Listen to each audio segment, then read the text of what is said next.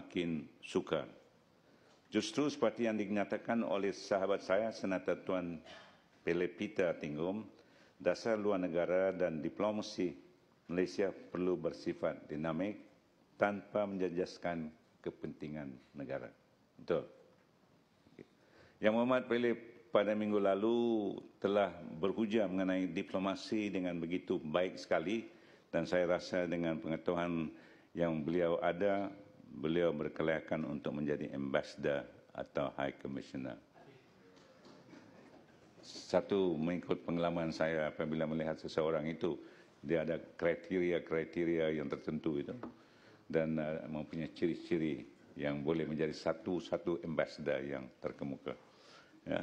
Memang sesuai lah rekomendasi daripada bekas Menteri Luar. Oh ya, saya boleh melihat cara jalan, cara makan, cara apa semua.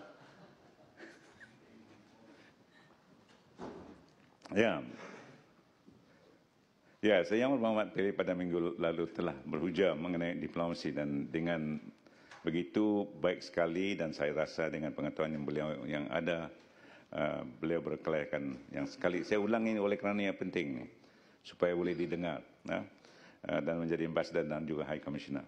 High commissioner ni for Commonwealth country. Ya.